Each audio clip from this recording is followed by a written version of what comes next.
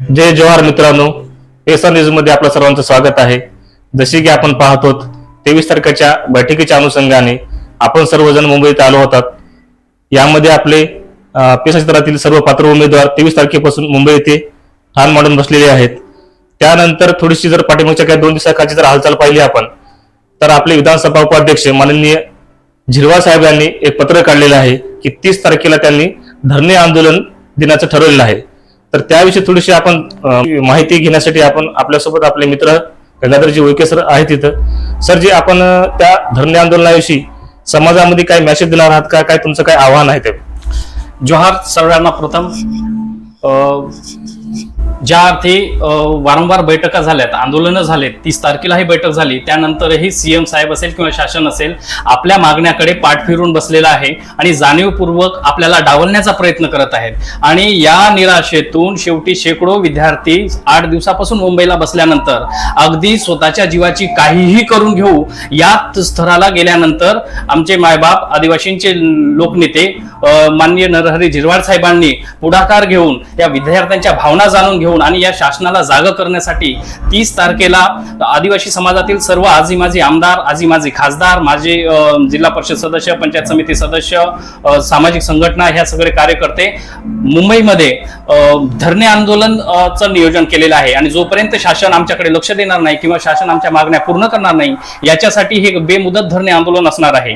आणि या आंदोलनाच्या निमित्तानं मी समाजातील तमाम आदिवासी आमदारांना आणि आदिवासी खासदारांना, जे की 27 आमदार आणि 4 खासदार आहेत, या 31ही लोकप्रतिनिधींना आणि तसेच माजी आमदार, माजी खासदार या संबंध लोकप्रतिनिधींना मी एक समाजाचा घटक म्हणून आणि मी एक पात्रता धारक म्हणून असे आवाहन करतो आणि विनंती करतो की तुम्ही आमच्या समाजाचे मायबाप आहात आणि या आम्हा संबंध आदिवासी विद्यार्थ्यांना न्याय देण्यासाठी आणि पेसा भरतीचा मार्ग मोकळा करण्यासाठी, 12,500चा मार्ग मोकळा करण्यासाठी आणि आपल्या समाजामध्ये घुसखोरी होऊ घातलेल्या या नवीन समस्येला तोंड देण्यासाठी मी तमाम आदिवासी समाजातील कार्यकर्त्यांना, आदिवासी समाजातील आमदार खासदारांना कडकडीची विनंती करतो की त्यांनी सोमवारी मुंबईमध्ये ठाण मांडून यायचं आहे, मुंबईमध्ये यायचं आहे आणि साहेबांचे हात मजबूत करायचे आहेत आणि आपल्या समाजाला न्याय द्यायचा आहे।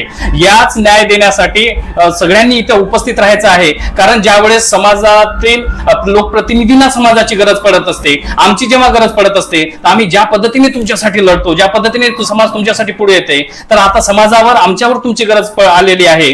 तुम्ही जर आलात तर आम्हाला न्याय मिळेल, समाजाला न्याय मिळेल। यामुळे मी तुम्हाला विनंती करतो की तुम्ही सगळ्यांनी मुंबईमध्ये यायचं आहे आणि तमाम आदिवासी बांधवांना जे 18 वर्षाच्या पुढे आहेत, त्यांनी जे लोकप्रतिनिधींना मतदान करून त्यांना विधिमंडळामध्ये आपला आवाज म्हणून पाठवतात, त्यांना जेथे दिसेल त्यांना विनंती करा, त्यांना विनवणी करा आणि येथील जी परिस्थिती आहे ते त्यांना लक्षात आणून द्या आणि काहीही करून कोणत्याही परिस्थितीमध्ये मुंबईला त्यांनी आले पाहिजे यासाठी त्यांना प्रवृत्त करा। कारण प्रत्येक लोकप्रतिनिधी जर मुंबईला आला तर आज आपले समाजाची समस्या निश्चितच सुटेल। आणि ज्या काही लोकप्रतिनिधींना असा एक समज आहे की बाबा ही न्यायालयीन बाब आहे, परंतु न्यायालयाने कुठेही स्थगिती आणलेली नाही, हे खुद शासनाने मान्य केलेलं आहे। त्यामुळे न्यायालयाने ही बाब नाही। तुम्ही जर 30 तारखेला एकमताने मुंबईला हजर झालात आणि समाजाची जर बाजू इथे भक्कमपणे मांडली तर निश्चितच आपल्या समाजाला न्याय मिळेल। आणि मी प्रत्येक लोकप्रतिनिधी साहेबांना मी विनंती करेन की साहेब, तुम्ही जरी ही आता ही परिस्थिती आपल्या मतदारसंघामध्ये फिरायची असेल तरी तुम्ही आम्हाला न्याय द्या,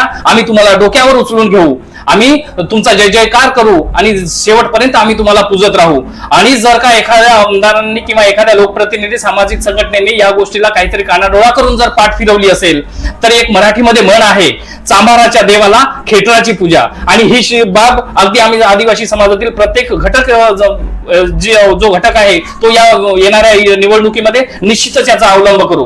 तुम्ही जर आम्हाला न्याय मिळवून दिलात, आम्ही तुम्हाला डोक्यावर घेऊ आणि तुम्ही जर आम्हाला न्याय मिळवून देण्यामध्ये कुठेही जर हायघाई केली असेल तर आम्ही आदिवासी समाजाचे एक पात्रधारक म्हणून किंवा आदिवासी समाजाचं भविष्य म्हणून तुमचा जाहीर आवाहन करू इच्छितो। जाहीरपणे तुम्हाला विनंती करतोय की तुम्ही मायबाप हो, मुंबईला यावं आणि आम्हाला न्याय मिळवून द्यावा। जोहार। आपण पाहत आहोत की मित्र हो, इथं विद्यार्थी किती आपले संतापलेले आहेत, कारण त्यांना गेल्या 1 वर्षापासून न्याय मिळत नाही।